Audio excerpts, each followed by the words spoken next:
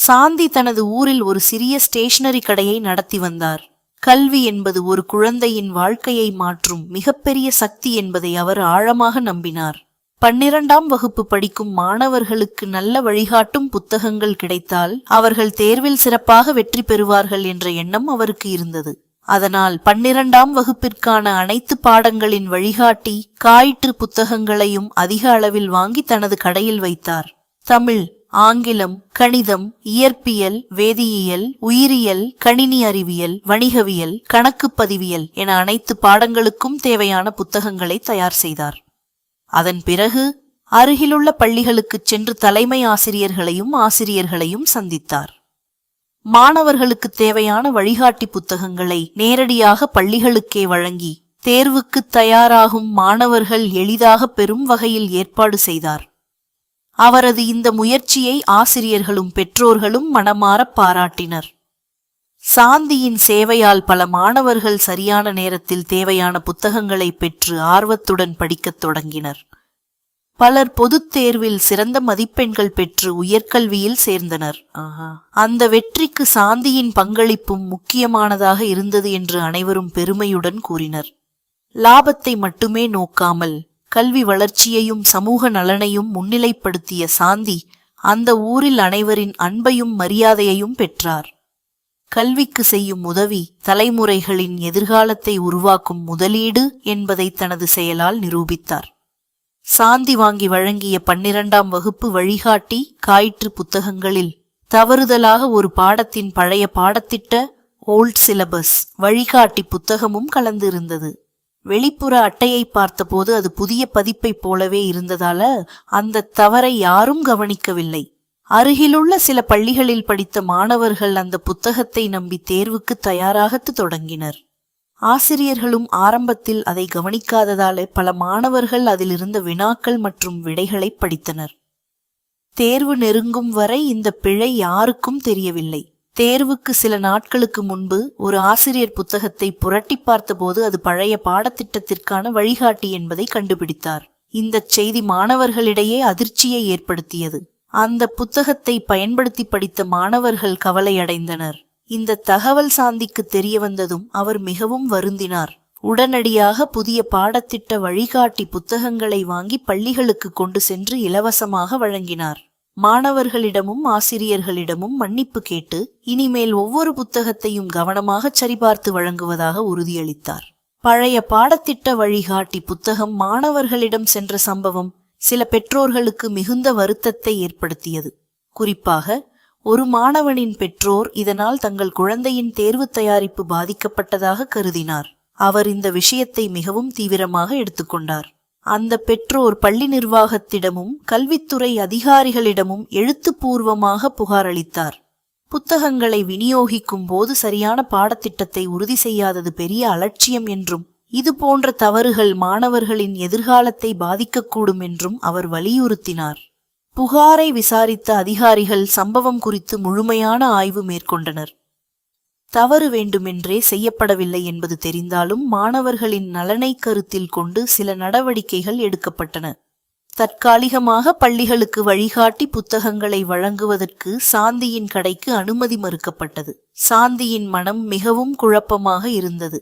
தன்னால் வேண்டுமென்றே எந்த தவறும் செய்யப்படவில்லை என்று தெரிந்திருந்தாலும் பழைய பாடத்திட்ட வழிகாட்டி புத்தகம் எப்படி மாணவர்களிடம் சென்றது என்பது அவருக்கு புரியவில்லை. உண்மையை கண்டுபிடிக்க வேண்டும் என்ற எண்ணத்துடன் அவர் அந்த புத்தகங்களை வழங்கிய மொத்த விற்பனையாளரை நேரில் சந்திக்க முடிவு செய்தார். மறுநாள் காலை சாந்தி மொத்த புத்தகக் கடைக்கு சென்று தாம் வாங்கிய அனைத்து பில்களையும் புத்தகங்களின் பட்டியலையும் எடுத்து காட்டினார். நான் ஆர்டர் செய்த புத்தகங்கள் அனைத்தும் புதிய பாடத்திட்டத்திற்கானவையே, ஆனால் பழைய பாடத்திட்ட புத்தகம் எப்படி வந்தது என்று அமைதியாக கேட்டார். கடைக்காரரும் உடனடியாக தங்களது பதிவேடுகளையும் கணினியில் இருந்த ஆர்டர் விவரங்களையும் சரிபார்த்தார். சாந்தி கொடுத்த புத்தகப் பட்டியல் அனைத்தும் புதிய பாடத்திட்டத்திற்கு அப்டேட் சிலபஸ் ஏற்றவையாகவே இருந்தது. எந்த பாடத்திலும் பழைய பதிப்பு ஆர்டர் செய்யப்பட்டதாக பதிவில் இல்லை. அதன் பிறகு அந்த புத்தகங்கள் வந்திருந்த பெட்டிகளின் விநியோக விவரங்களையும் அவர்கள் ஆராய்ந்தனர். பில்லிலும் சரக்கு அனுப்பிய பட்டியலிலும் புதிய பதிப்பின் குறியீட்டு எண்களே இருந்தன. ஆவணங்களை பார்த்தபோது சாந்தி ஆர்டர் செய்த விவரங்களில் எந்த தவறும் இல்லை என்பது தெளிவாக தெரிந்தது. இதை கண்ட சாந்தி சிறிது நிம்மதியடைந்தாலும் பழைய பாடத்திட்ட வழிகாட்டி புத்தகம் எப்படி அந்த புத்தகங்களுக்குள் வந்தது என்ற கேள்விக்கு இன்னும் பதில் கிடைக்கவில்லை. உண்மையான காரணம் என்ன என்பதை அறிய அவர் தொடர்ந்து விசாரிக்க முடிவு செய்தார். சாந்தி புத்தகங்கள் வந்த நாளை நினைத்து பார்த்தார். பள்ளிகளுக்கு விநியோகம் செய்வதற்கு முன் அனைத்து வழிகாட்டி புத்தகங்களையும் தனது அலுவலக அறையில் ஒழுங்காக அடுக்கி வைத்திருந்தார். அதன் பிறகுதான் அவை ஒவ்வொரு பள்ளிக்கும் அனுப்பப்பட்டன. அந்த நேரத்தில் அலுவலகத்திற்கு சிலருக்கு மட்டுமே அனுமதி இருந்தது. இந்த சம்பவத்தை மீண்டும் மீண்டும் சிந்தித்த போது அலுவலகத்தில் பணிபுரிந்த ஒருவரின் மீது சாந்திக்கு சிறிய சந்தேகம் ஏற்பட்டது. எந்த ஆதாரமும் இல்லாமல் யாரையும் குற்றம் சாட்ட விரும்பவில்லை. ஆனால் உண்மை என்ன என்பதை அறிய வேண்டிய அவசியம் இருப்பதாக அவர் உணர்ந்தார். மறுநாள் காலை சாந்தி தனது அலுவலகத்திற்கு சென்றார். அங்கு நிர்வாக பொறுப்பில் இருந்தவர்களை சந்தித்து புத்தகங்கள் வைக்கப்பட்டிருந்த நாட்களின் கண்காணிப்பு கேமரா, சிசிடிவி பதிவுகளை பார்க்க அனுமதி கேட்டார். நடந்த உண்மையை அறிய மட்டுமே இந்த கோரிக்கையை விடுப்பதாக அவர் தெரிவித்தார். அலுவலக நிர்வாகமும் அவரது கோரிக்கையை ஏற்று குறிப்பிட்ட தேதியின் கண்காணிப்பு கேமரா பதிவுகளை எடுத்து வைத்தது. பதிவுகளை பார்ப்பதற்கான நடைமுறைகள் தொடங்கப்பட்டன. அந்த அறைக்குள் யார் யார் வந்தார்கள், எப்போது வந்தார்கள் என்பதை கவனமாக ஆய்வு செய்ய தயாரானார்கள். சாந்தி அமைதியாக அமர்ந்து அந்த கண்காணிப்பு கேமரா காட்சிகளை பார்க்க காத்திருந்தார். பழைய பாடத்திட்ட வழிகாட்டி புத்தகம் எப்படி மாணவர்களிடம் சென்றது என்ற மர்மத்திற்கு அந்த பதிவுகளில் ஏதேனும் தடயம் கிடைக்குமா என்ற எதிர்பார்ப்பு அவரது மனதில் அதிகரித்து கொண்டே இருந்தது. சாந்தியும் அலுவலக நிர்வாகத்தினரும் சிசிடிவி பதிவுகளை மிகவும் கவனமாக பார்த்தனர். புத்தகங்கள் அலுவலக அறையில் வைக்கப்பட்டிருந்த நேரத்தின் காட்சிகளை மீண்டும் மீண்டும் ஆய்வு செய்தனர். ஒவ்வொரு நபரின் நடமாட்டமும் நுணுக்கமாக பரிசோதிக்கப்பட்டது. அப்பொழுது அலுவலகத்தில் பணிபுரிந்த நிமிகா என்ற ஊழியர் தனியாக புத்தகங்கள் வைக்கப்பட்டிருந்த அறைக்குள் சென்றது பதிவில் தெளிவாக காணப்பட்டது. சில நிமிடங்கள் கழித்து அவர் கையில் இருந்த ஒரு பழைய பாடத்திட்ட வழிகாட்டி புத்தகத்தை புதிய பாடத்திட்ட வழிகாட்டி புத்தகத்துடன் மாற்றி வைத்தது போன்ற காட்சி பதிவில் இருந்தது. இந்த காட்சியை பார்த்த அனைவரும் அதிர்ச்சியடைந்தனர். சம்பவம் குறித்து உடனடியாக அலுவலக நிர்வாகம் தகவல் அளிக்கப்பட்டது. பதிவுகள் பாதுகாப்பாக சேமிக்கப்பட்டு மேலதிக விசாரணைக்காக தனியாக ஒதுக்கி வைக்கப்பட்டன. அதன் பிறகு நிமிகாவை அலுவலகத்திற்கு அழைத்து வருமாறு தகவல் தெரிவிக்கப்பட்டது. அவர் வந்ததும் நிர்வாகத்தினர் அவரை நிறுவனத்தின் நிர்வாக அதிகாரி காரஸ்பாண்டன்ட் அறைக்கு வருமாறு கேட்டுக்கொண்டனர். சம்பவம் குறித்து விளக்கம் பெறுவதற்காக விசாரணை நடத்தப்படும் என்று தெரிவிக்கப்பட்டது. நிமிகா அமைதியாக காரஸ்பாண்டன்ட் அறைக்குள் சென்றார். அறையில் சாந்தி, நிர்வாக அதிகாரி மற்றும் சில பொறுப்பாளர்கள் இருந்தனர். சிசிடிவி பதிவுகள் தயாராக வைக்கப்பட்டிருந்தன. விசாரணை தொடங்குவதற்கான சூழல் அமைதியாக உருவாகி கொண்டிருந்தது. நிர்வாக அதிகாரியின் அறையில் அமைதி நிலவியது. சிசிடிவி காட்சிகள் நிமிகாவிடம் காட்டப்பட்டன. சில நிமிடங்கள் மௌனமாக இருந்த அவர் ஆழமாக மூச்சை இழுத்து, ஆம், அந்த புத்தகத்தை நான் தான் மாற்றினேன். அந்த வேலையை செய்ய எனக்கு பணம் கொடுக்கப்பட்டது என்று அமைதியாக ஒப்புக்கொண்டார். அறையில் இருந்த அனைவரும் அதிர்ச்சியடைந்தனர். சாந்தி வேதனையுடன் நிமிகாவை பார்த்து, பணம் கிடைத்தால் எதையும் செய்யலாமா? உன்னால் எத்தனை மாணவர்களின் எதிர்காலம் பாதிக்கப்பட்டிருக்கலாம் என்று உனக்கு தெரியுமா? மாணவர்களின் வாழ்க்கையோடு விளையாடியதற்காக உனக்கு மனக்குற்ற உணர்ச்சி இல்லையா என்று கேட்டார். நிமிகா சற்று புன்னகைத்தாள். அதே கேள்வியைத்தான் நானும் என்னை இந்த வேலையை செய்யச் சொன்னவர்களிடம் கேட்டேன். மாணவர்களின் எதிர்காலத்தை ஏன் பாதிக்க வேண்டும் என்று கேட்டேன். ஆனால் அவர்கள் அதை பற்றி கவலைப்பட வேண்டாம், சொல்வதை மட்டும் செய் என்று கூறினார்கள் என்றாள். அந்த பதிலை கேட்டதும் அறையில் மீண்டும் அமைதி நிலவியது. நிர்வாக அதிகாரி நிமிகாவிடம், யார் உனக்கு இந்த உத்தரவை கொடுத்தார்கள்? யார் பணம் கொடுத்தார்கள்? நடந்த அனைத்தையும் முழுமையாகச் சொல்ல வேண்டும் என்று உறுதியான குரலில் கூறினார். நிமிகா சில நொடிகள் அமைதியாக தலைகுனிந்து அமர்ந்திருந்தாள். பின்னர் மெதுவாக தலை நிமிர்ந்து அந்தச் சம்பவத்தின் பின்னால் இருந்தவர்களைப் பற்றிய உண்மையை வெளிப்படுத்த தயாரானாள். நிமிகா மெதுவாக தலை நிமிர்ந்து, இந்தச் சம்பவத்திற்கு பின்னால் இருந்த முக்கிய நபர் கௌதம். அவர் பள்ளியின் மூத்த நிர்வாக ஊழியர். இந்த வேலையை செய்யும்படி என்னை பலமுறை வற்புறுத்தினார் என்று கூறினாள். அந்த வார்த்தைகளை கேட்டவுடன் அறையில் இருந்தவர்கள் அனைவரும் ஒருவரை ஒருவர் ஆச்சரியத்துடன் பார்த்தனர். ஆரம்பத்தில் நான் இதற்கு மறுத்தேன் என்று நிமிகா தொடர்ந்தாள். மாணவர்களின் படிப்பை பாதிக்கும் எந்த வேலையையும் என்னால் செய்ய முடியாது என்று சொன்னேன். ஆனால் கௌதம் தொடர்ந்து என்னை அழுத்தம் கொடுத்தார். அவரது அதிகாரத்தை பயன்படுத்தி என்னை அச்சுறுத்தியும் இந்த வேலையை செய்யும்படி கட்டாயப்படுத்தியும் வந்தார். சாந்தி அமைதியாக நிமிகாவின் விளக்கத்தை கேட்டுக்கொண்டிருந்தார். நான் பலமுறை இது தவறு என்று கூறினேன்.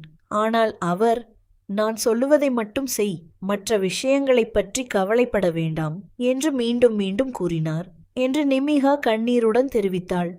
நிர்வாக அதிகாரி உடனடியாக, நீ கூறும் தகவல்கள் மிகவும் முக்கியமானவை. நடந்த அனைத்தையும் எந்த விவரமும் விடாமல் தெளிவாக பதிவு செய்ய வேண்டும். அதன் பிறகுதான் உண்மையை முழுமையாக விசாரிக்க முடியும் என்று கூறினார். அறையில் இருந்த அனைவரும் சூழ்நிலையின் தீவிரத்தை உணர்ந்தனர். நிமிகா ஆழமாக மூச்சை இழுத்து கௌதம் தன்னிடம் பேசிய உரையாடல்கள், நடந்த சந்திப்புகள் மற்றும் அந்த நாளில் நடந்த ஒவ்வொரு சம்பவத்தையும் வரிசையாக விளக்கத் தொடங்கினாள்.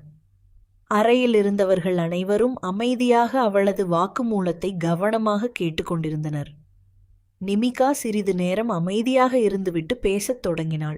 கௌதம் இந்த பள்ளிக்கு அருகிலேயே ஒரு புதிய பள்ளியை கட்டி வருகிறார். அந்த பள்ளி தொடங்கியவுடன் அதிக மாணவர்கள் அங்கு சேர வேண்டும் என்பதே அவரது முக்கிய நோக்கமாக இருந்தது என்றாள்.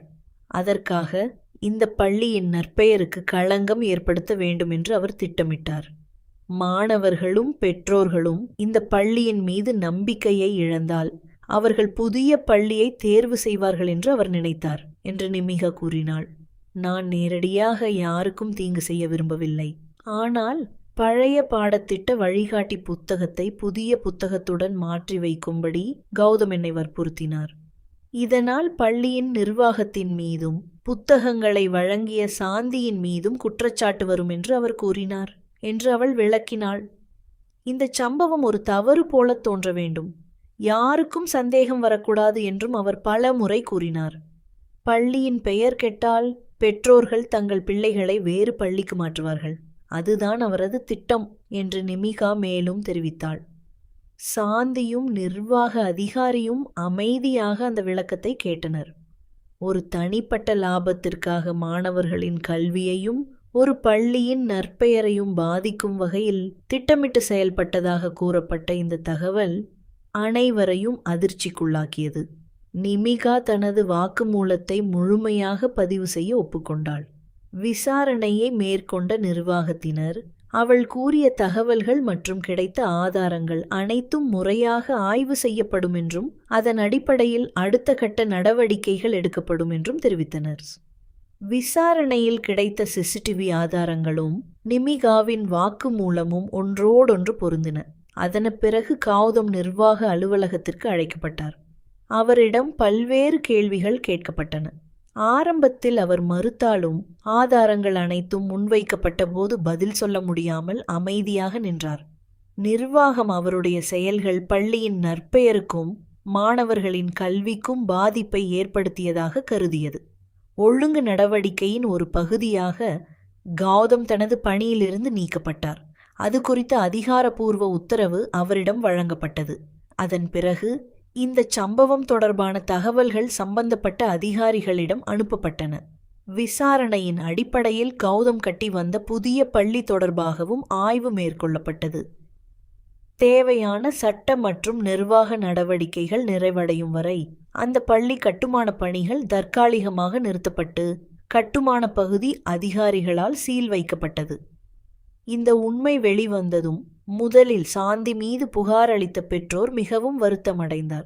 முழு உண்மையையும் அறியாமல் சாந்தியை தவறாக புரிந்து கொண்டதற்காக அவர் நேரில் வந்து மன்னிப்பு கேட்டார். உங்களை நான் தவறாக எண்ணிவிட்டேன், என்னை மன்னித்து விடுங்கள் என்று மனமாற கூறினார். சாந்தி அமைதியாக அவருடைய மன்னிப்பை கேட்டார். ஒரு பெற்றோராக உங்கள் பிள்ளையின் எதிர்காலத்திற்காக நீங்கள் கவலைப்பட்டீர்கள். அதில் தவறில்லை. உண்மை இன்று வெளிவந்ததே எனக்கு மகிழ்ச்சி என்று பெருந்தன்மையுடன் பதிலளித்தார். பின்னர் சாந்தியின் ஸ்டேஷனரி கடை மீதான தடை நீக்கப்பட்டது. பள்ளிகளுக்கு புத்தகங்களை வழங்குவதற்கான அனுமதியும் மீண்டும் வழங்கப்பட்டது. மாணவர்கள், ஆசிரியர்கள், பெற்றோர்கள் அனைவரும் மீண்டும் அவரது கடையை நம்பிக்கையுடன் அணுகத் தொடங்கினர். சாந்தி மீண்டும் தனது கடையின் கதவை திறந்தபோது அது ஒரு வணிகத்தின் தொடக்கம் மட்டுமல்ல, உண்மையும் நேர்மையும் மீண்டும் வெற்றி பெற்ற தருணமாக இருந்தது. தனது வழக்கமான புன்னகையுடன் மாணவர்களை வரவேற்ற சாந்தி கல்விக்கான தனது சேவையை அதே அர்ப்பணிப்புடன் தொடர்ந்தார். உண்மை வெளிச்சத்திற்கு வந்த பிறகு சாந்தியின் மீது மக்களின் நம்பிக்கை முன்பை விட பல மடங்கு அதிகரித்தது. அவரது நேர்மையும் பொறுப்புணர்வும் அனைவரின் மனதிலும் உயர்ந்த இடத்தை பெற்றது. அவரது ஸ்டேஷனரி கடைக்கு தினமும் அதிகமான வாடிக்கையாளர்கள் வரத் தொடங்கினர். வியாபாரம் தொடர்ந்து வளர்ச்சி அடைந்ததால் அருகிலுள்ள மற்றொரு பகுதியில் புதிய கிளை பிரான்ச் தொடங்க வேண்டுமென்ற எண்ணம் சாந்திக்கு ஏற்பட்டது.